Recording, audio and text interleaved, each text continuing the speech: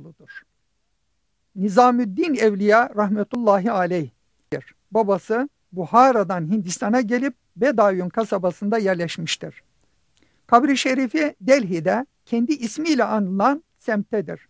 Meşhur bir ziyaret mahallidir ve her gün binlerce kişi tarafından ziyaret edilmektedir. 633'te doğdu, 725'te vefat etti. 20 yaşındayken Çeşdiye meşayihından Feridüddin Genci Şeker'e intisap ederek kemale gelmiştir. Feraidül Fevaid ve Rahatül Muhibbin kitapları vardır.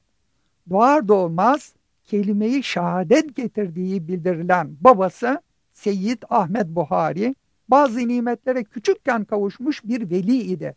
Aynı zamanda annesi Bibi Züleyha Hatun dindar bir hanımdı. Duasını kabul olduğu meşhurdur. Nizamüddin Evliya doğduğu zaman kendisine Muhammed ismi verildi. Nizamüddin Evliya kendisine düşmanlık besleyenlere karşı çok sabırlıydı. İnsanlara düşmanlarına karşı sevgi ve sabırla karşılık vermeyi öğretiyordu. Hayırseverlik ve takva Nizamüddin Evliya'nın hayatının derinliklerinde kök salmıştı. Kalp kırmak, Allah-u Teala'nın lütfunu incitmektir. Neye uğrarsa uğrasın salih kimse asla kimseye kötü söylememeli ve lanet etmemelidir.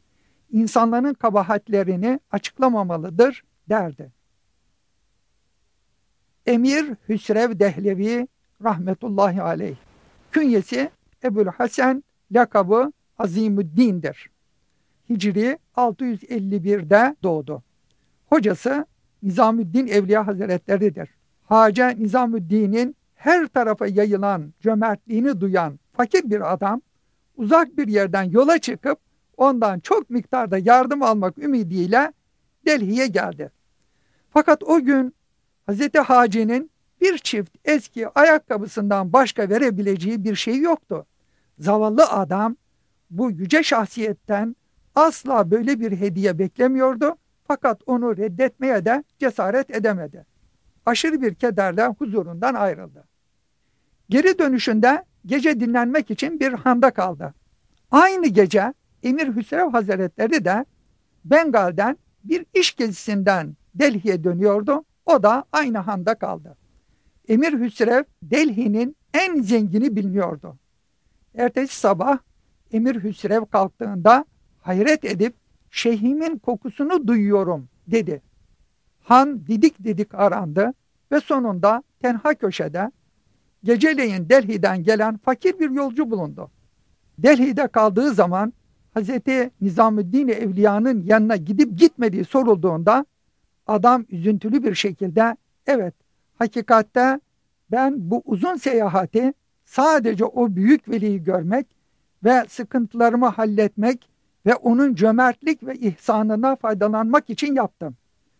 Eski ayakkabıları göstererek fakat beni sadece kendisinin bu kıymetsiz ayakkabıları ile gönderdiği için üzgünüm diye cevaplandırdı. Emir Hüsrev derhal adamdan tüm bu büyük servet, köleler ve sahip olduğu her şey karşılığında ayakkabıları kendisine vermesini istedi. Nakledildiğine göre o zaman Emir Hüsrev diğer kıymetli eşyalardan başka 500.000 gümüş para taşıyordu. Zavallı adam bunu bir şaka kabul etti. Fakat Emir Hüsrev Hazretleri üzerinde durarak yeminle teklifini tekrarladı ve hemen sevgili hocasının ayakkabıları karşılığında bütün servetini vererek pazarlığı bitirdi. Emir Hüsrev Delhi'ye vasıl olduğunda Hazreti Nizamüddin'in huzuruna çıktı. Yolda olan hadiseyi kendisine arz edip ayakkabıları satın aldığını söyledi.